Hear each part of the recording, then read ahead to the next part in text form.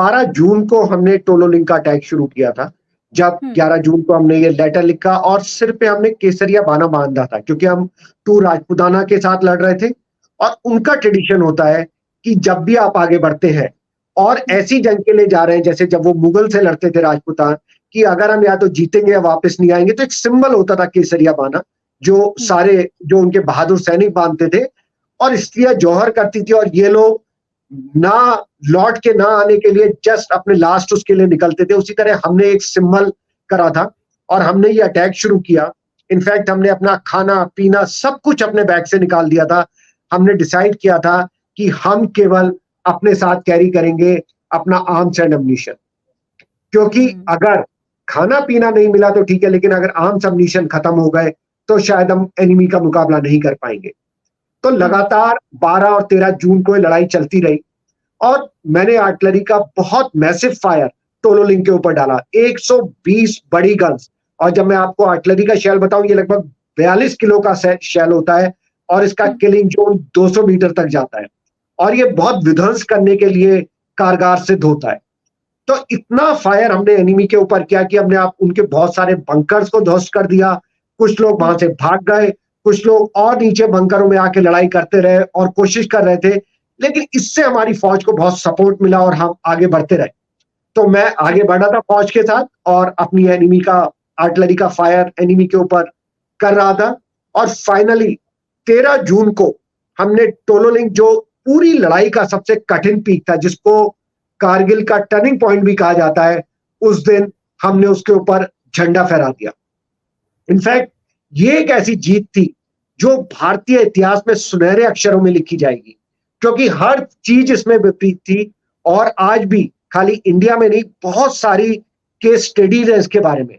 मैं आपको ये अपने दर्शकों को दिखाना चाहूंगा। ये बुक है जो आज ही रिलीज हो रही है। ये कारगिल युद्ध के बारे में है, हमारी लाइफ के बारे में है और उन पलों को, जो हमने एक एक पल को उसमें जिया है, उसके बारे में है।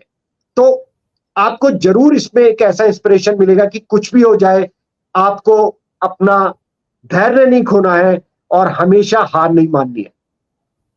इस लड़ाई के बाद हम दूसरी लक्ष्य के लिए गए जो हम था, और 3 दिन बाद, क्योंकि टोलोलिंग जीतने के बाद हमारा जो जोश था बहुत हाई था, उस पर हमने जीत हासिल करी।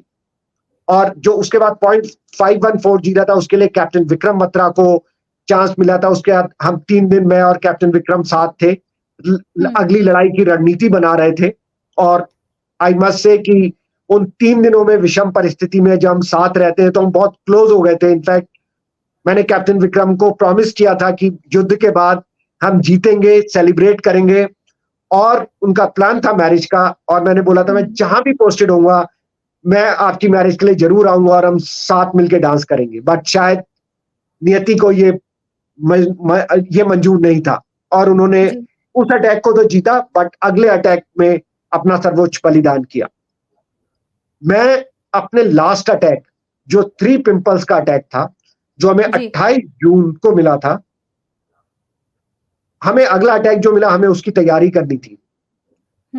उस अटैक में जो सबसे डिफिकल्ट बात यह थी कि टोलोलिंग के अटैक में डार्क मून था। एनिमी, हम सारे अटैक नाइट में होते थे, जिससे एनिमी हमें आराम से देख ना पाए और अंधेरे का जितना भी लाभ मिले हम ऊपर चढ़ सके।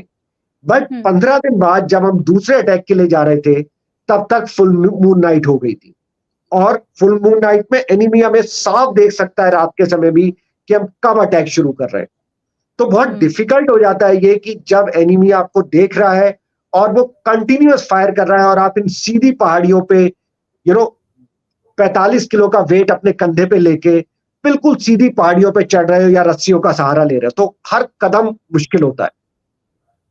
जैसा उम्मीद थी, एनिमी हमें देख सकता था, तो जब हम अपने फर्म बेस पे थे तभी उसने इतना फायर किया कि अटैक शुरू करने से पहले ही हमारे काफी सैनिक घायल हो गए थे और एनिमी को लगा कि शायद अब हम ये अटैक आगे नहीं बढ़ाएंगे।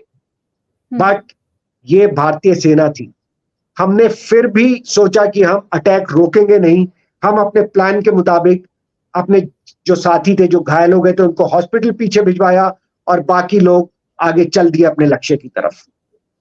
जैसे जैसे हम आगे बढ़ते जा रहे थे, एनिमी हमें देख रहा था और भीषण फायर, पाकिस्तान की आर्टिलरी का fire, rocket launchers, machine gun, rifle, सबका फायर लगातार हमारे ऊपर आ रहा था।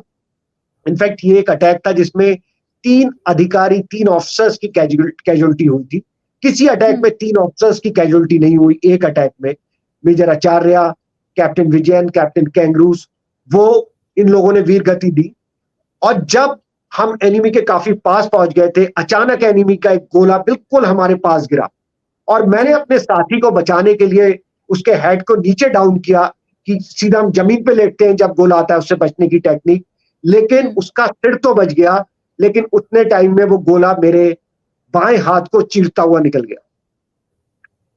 और कुछ पल के लिए इतनी ठंड होती है, -18 डिग्री सेंटीग्रेड था, मुझे कुछ पता नहीं चला कि क्या हुआ। मुझे लगा कुछ हुआ गरम गरम, बट रियलाइज नहीं किया कि बॉडी का एक पार्ट निकल चुका है और इतनी गंभीर चोट है। सडनली सारा ब्लड जब नीचे आके शुरू हो गया बहना, तब मैंने रियलाइज किया कि मेरा तो पूरी हथेली वहां से गायब थी। हाथ दिखाइए आप अपना, हमें हाथ दिखाइए जहां वो चोट लगी थी आपको। या तो अभी इस पे काफी प्लास्टिक सर्जरी ऑपरेशंस बहुत हो चुके हैं, लेकिन फिर भी ये काफी बेटर है, लेकिन फिर भी पूरा सही नहीं हो पाया है ये हाथ अगर आप नहीं लगाते तो वो साथी उसे कैजुअलिटी हो जाती, सिर पे चोट लगती और मृत्यु हो जाती उनकी। जी, क्योंकि उसके सिर वहां पे था, जिसको नीचे करके सारा इंपैक्ट हाथ पे आ गया। लेकिन सबसे बड़ी बात कि आप इस हालत में हो, जो मेरा बडी था, जो मेरा रेडियो ऑपरेटर था, उसने मुझे बोला, साहब आपका लगातार इतना खून बह रहा है, अब आपको इसको पट्टी बांध के, हम एक फील्ड ड्रेसिंग छोटी सी होती है ड्रेसिंग, उसको कैरी करते हैं सब लोग, और उसको बांध के मैंने अपना हाथ अपने सिर के ऊपर बांध लिया कि जिससे मेरा ब्लड लॉस कम हो। और वो मुझे बोलता है, साहब आपको इमीडिएटली वापस जाना पड़ेगा, क्योंकि इस जगह से जहां पे आपको पहली मेडिकल असिस्टेंट मिल सकता है, वो भी लगभग 4-5 घंटे दूर है यहाँ से, क्योंकि हम बहुत आगे आ गए थे अपने बेस से और हम एनिमी की लोकेशन के बहुत पास थे।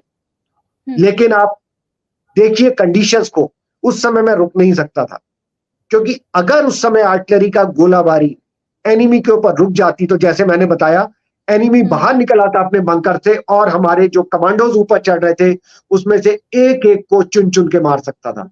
तो मुझे आर्टिलरी का वो फायर डायरेक्ट करते रहना था, और इसीलिए मैंने वो एक कपड़ा और ड्रेसिंग अपने हाथ में बांधी, हाथ अपने सिर के ऊपर बांधा और कंटिन्यू डायरेक्ट रखा फायर को करना, और आगे बढ़ना शुरू कर दिया। किसी भी पल कुछ भी हो सकता था, क्योंकि ब्लड लगातार बह रहा था पानी की तरह, और अधिकतर लोगों की डेथ इसी वजह से हुई थी। कुछ देर बाद इतना ब्लड निकल चुका था इन सबके बावजूद कि मैं मूर्छित हो गया। और फिर मुझे तभी होश आया जब उन्होंने मेरे ऊपर बहुत पानी डाला, बर्फ डाला, बट जब तक हमारा काम हो चुका था और हमने उस 3 पिंपल्स एरिया पे विजय प्राप्त कर ली थी। अगर आप ये वीडियो YouTube पर देख रहे हैं तो हमारे चैनल को सब्सक्राइब करें और बेल आइकन को दबाना ना भूलें। अगर आप Facebook पर ये वीडियो देख रहे हैं तो हमारे पेज को लाइक करें।